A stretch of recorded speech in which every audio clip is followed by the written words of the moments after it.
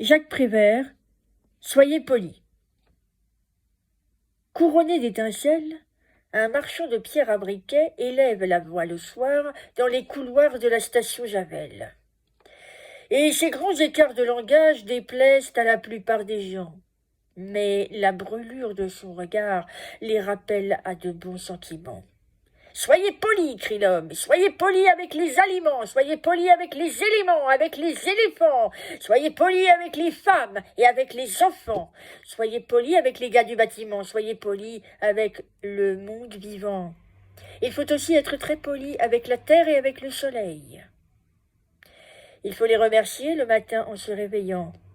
Il faut les remercier pour la chaleur, pour les arbres, pour les fruits, pour tout ce qui est bon à manger, pour tout ce qui est beau à regarder, à toucher. Il faut les remercier, il ne faut pas les embêter, les critiquer.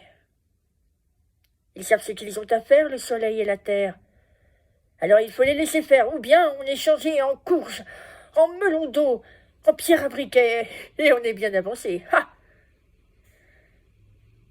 Le soleil est amoureux de la terre est amoureuse du soleil. Ça les regarde, c'est leur affaire. Et quand il y a des éclipses, il n'est pas prudent ni discret de les regarder au travers de sales petits morceaux de verre fumé. Ils se disputent. C'est des histoires personnelles. Mieux vaut ne pas s'en mêler, parce que si on s'en mêle, on est changé en pommes de terre gelées ou en fer à friser. Le soleil est amoureux de la terre est amoureuse du soleil, c'est comme ça. Le reste ne nous regarde pas. La terre aime le soleil et elle tourne pour se faire admirer. Et le soleil la trouve belle et il brille sur elle.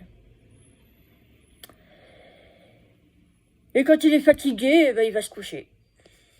Et la lune se lève. La lune, c'est l'ancienne amoureuse du soleil. Mais elle a été jalouse et elle a été punie. Elle est devenue toute froide. Et elle sort souvent la nuit. Il faut aussi être très poli avec la lune. Sans ça, elle peut vous rendre un peu fou.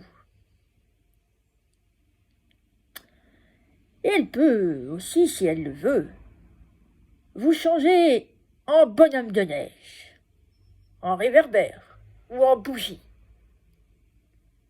En somme, pour résumer, il faut que tout le monde soit poli avec le monde.